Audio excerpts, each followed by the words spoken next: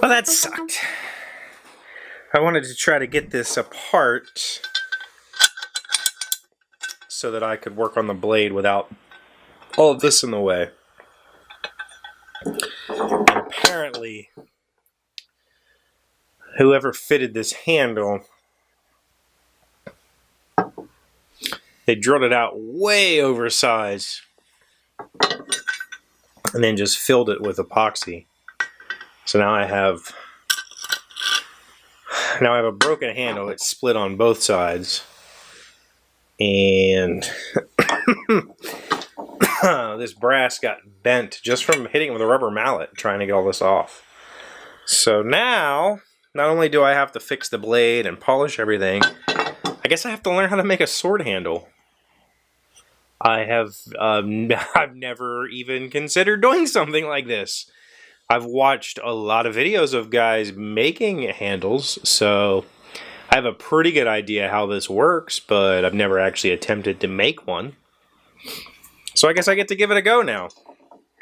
No, I'm not going to reuse this thing. I mean, I could probably epoxy this back on and it would be fine and you probably wouldn't notice, but I figure since I've come this far, I essentially have like a sword starter kit here. We'll polish it up and make a new handle and I don't know, something to tinker with.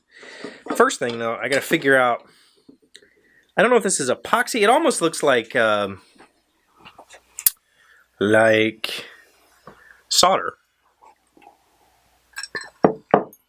Like they attempted to build up the tang here with something other than the base metal.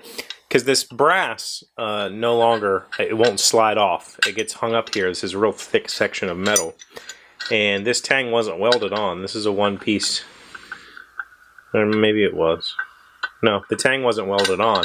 So this has to come off this way. I would think. Actually, no, it can't come off that way because this is smaller than the diameter of this. So this must be welded on. So this was put on, this was welded in place, and then the handle was fitted. That is bizarre. And that's going to make getting this fitted again difficult. But hey, nothing I can't handle, right?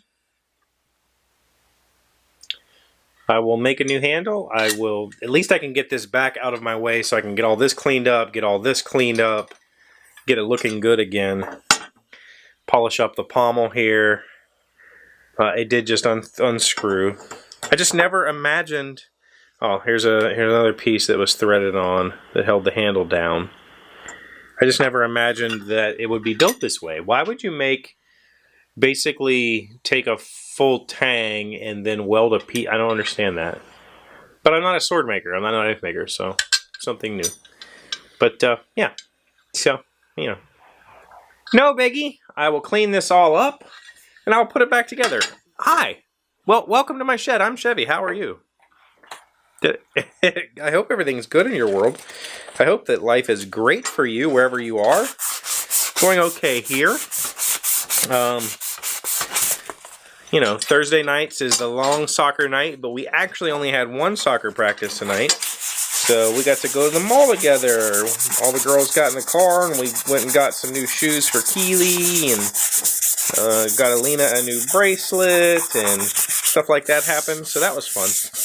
I think this is going to look good once I get it all done. And I'll bring it back to like actually being a functional piece of metal.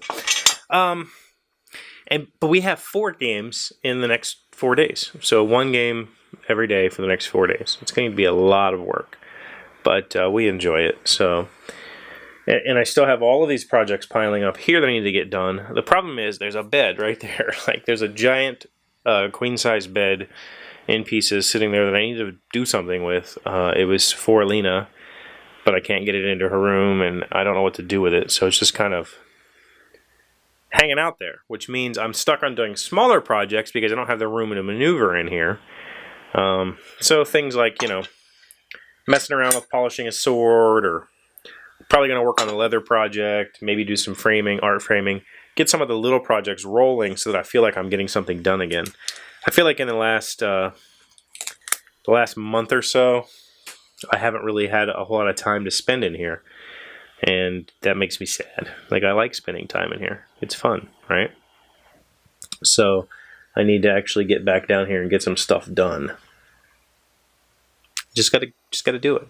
But it's late, and I'm gonna go to bed. And I just wanted to say hi and let you know I was working on this. Some people were like, some people left some comments like they were totally into what happened to the sword today. Like, you know, how's the sword working? I don't know. Heck, I'm just dorking around. It was something I found. Why did I dig this out? Oh, in the link below, I will put a link to a channel that if you enjoy the idea of making stuff, watch this guy's channel. But if you don't, be warned, they're very long videos of him making swords and stuff, and his name is Michael Cthulhu. And I just found the channel the other day, and I've been watching his episodes. They're like hour-long episodes. He only puts an episode out like once a month. But he's doing like crazy like video game builds that take him like a month to make something. And it's really pretty impressive because he's not a blacksmith.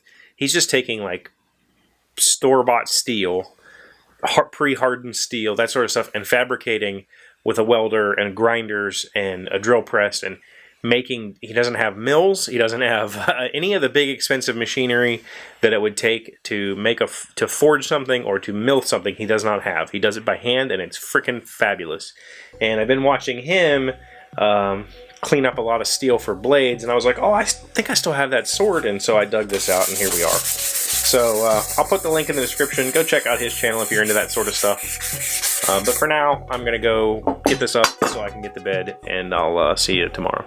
Hey, Doc, wait! I want to ask you something. Today's random fact comes from Live Science. How far away can you see a candle in the dark? Considering the absolute threshold, the brightness of a candle flame and the way a glowing object dims according to the square of the distance away from it, vision scientists conclude that one can make out the faint glimmer of a candle flame up to 30 miles away.